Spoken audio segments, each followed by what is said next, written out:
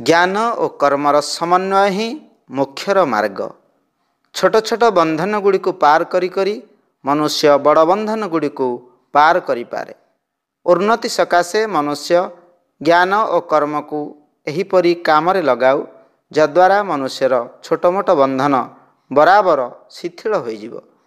एपरि हेले ही लोकोन्नति परलोक उन्नतिर साधन निर्मित होता है एवं मनुष्य यही छोट छोट बंधन गुड़ी को दूर करी बड़रू बड़ मृत्युर बंधन को मध्य दूर करने योग्य हो जाए एवं एपरि हो जिबा परे से निजर परलोक को मध्य उन्नत कर दे थाए।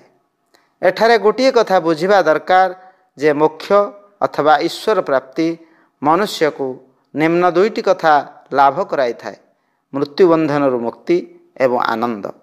एथिमध्यरु प्रथमटी निर्गुण और द्वितीयटी सगुण उपासनार फल होता है। जेतेबेले मनुष्य ईश्वरंकर निर्गुणता प्रदर्शक गुण गुड़ी को चिंतन करिथाए जे ईश्वर अजर अमर अभय इत्यादि, सेतेबेले एहा द्वारा ता भितरे भी निर्गुणता आसी जाए। सामान्य मात्र हेउना कहीं से अजर अमर अभय हो जाए।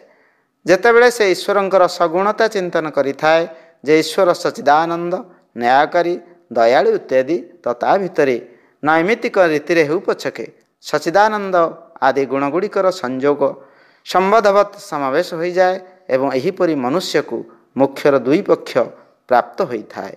अखंड ज्योति अक्टोबर 1958। विचार क्रांति दूत यूट्यूब ओडिया चैनल को सब्सक्राइब करिया सह परवर्ती वीडियो प्राप्त करिया पई बेल आइकन दबांतु एवं विचार क्रांति दूत ओडिया फेसबुक पेज सह जोड़ी हुंतु। धन्यवाद।